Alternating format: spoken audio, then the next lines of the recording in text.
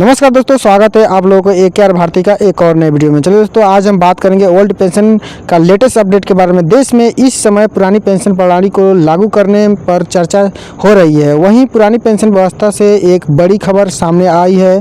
देश के कई राज्यों में पुरानी पेंशन प्रणाली लागू की गई है। वहीं कई राज्यों में अभी भी नई पेंशन प्रणाली को खत्म करने और पुरानी पेंशन प्रणाली को बहाल करने की मांग कर रहे हैं। एक तरफ केंद्र सरकार की नई पेंशन नीति के खिलाफ मजदूरों का आंदोलन और दूसरी तरफ केंद्र के अलावा 5 राज्यों में पुरानी पेंशन व्यवस्था बहाल करने का फैसला। केंद्र सरकार को इस मामले पर पुनर्विचार करना पड़ा। केंद्र सरकार ने जिस तेजी से नई पेंशन व्यवस्था में सुधार के लिए आयोग का गठन किया है। दरअसल जब पंजाब, हिमाचल प्रदेश, उत्तराखंड, छत्तीसगढ़ और राजस्थान जैसे राज्यों में पुरानी पेंशन प्रणाली को लागू करने का फैसला किया तो भाजपा के संपर्क वाले राज्यों में भी यह मांग और तेज हो गई। बता दें कि श्रम प्रबंध के दबाव में भाजपा के अनधिकृत स्थान में दबाव का असर अब राज्य प्रशासन में भी दिखने लगा है। अब हम बात करेंगे कुछ चुने हुए प्रश्नों पे जो चुने अगस्त तक पुरानी पेंशन प्रणाली समीक्षा के लिए समिति का गठन, न्यू पेंशन स्कीम की। ओल्ड पेंशन स्कीम के क्या है लाभ? आंध्र प्रदेश सरकार ने समीक्षा पेंशन मॉडल। सबसे पहले हम जानेंगे कि चुने अगस्त तक पुरानी पेंशन प्रणाली। हम आपको बता रहे हैं कि हर सरकारी कर्मचारी पुरानी पेंशन प्रणाली का ऑप्शन चुन सकता है। उनके पास 31 अगस्त 2023 तक इस पेंशन का विकल्प चुनने का विकल्प है। आगे सरकार ने कहा है कि पेंशन कर्मचारियों ने 31 अगस्त से पहले। वीडियो में आगे बढ़ने से पहले बता दें कि टेलीग्राम लिंक डिस्क्रिप्शन में दे रहा हूँ, वहाँ से आप टेलीग्राम लिंक ज्वाइनिंग करके और लेटेस्ट न्यूज पा सकते हैं। और चैनल को सब्सक्राइब कर लीजिए, बेल आइकन को प्रेस कर लीजिए। बात करते हैं दूसरी क्वेश्चन, समीक्षा के लिए समिति का गठन, न्यू पेंशन स्कीम की। एक और जहां केंद्रीय वित्त मंत्री निर्मला सीतारमण ने नई पेंशन प्रणाली की समीक्षा के लिए वित्त मंत्री की अध्यक्षता में एक समिति का गठन किया और उस पर रिपोर्ट मांगी, वहीं दूसरी ओर केंद्र सरकार ने नई पेंशन प्रणाली प्रभावी होगी केंद्र सरकार द्वारा लागू किया गया।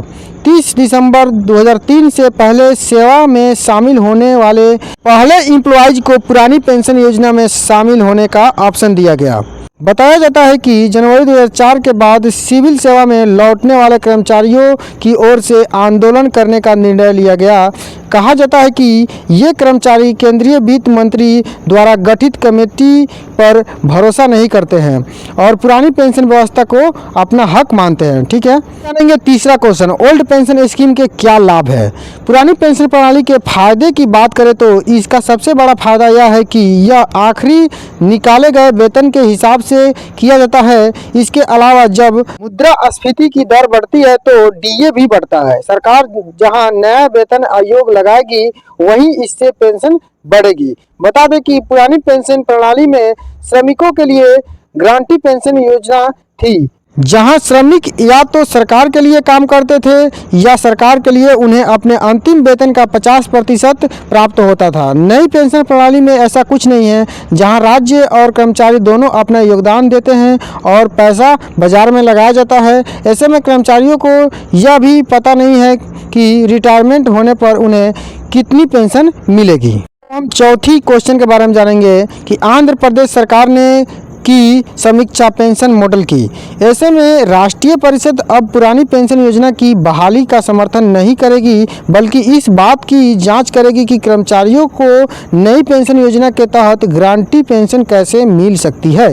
यदि यह संभव हो सकता है कि नई पेंशन प्रणाली में ही कर्मचारी पुरानी पेंशन प्रणाली का लाभ प्राप्त कर सकेंगे, क्योंकि यहाँ पे आउट के आधार पर ही पेंशन की व्यवस्था की जाती है। ऐसे में राज्य कर्मचारी के खाते में भुगतान बढ़ाने पर भी विचार कर सकता है। इसके लिए केंद्र सरकार आंध्र प्रदेश सरकार के पेंशन मॉडल की भी समीक्षा कर रही है, जहां कर्मचारी को हर महीने अंतिम वेतन का 33% निश्चित राशि पेंशन के रूप में दी जाती है।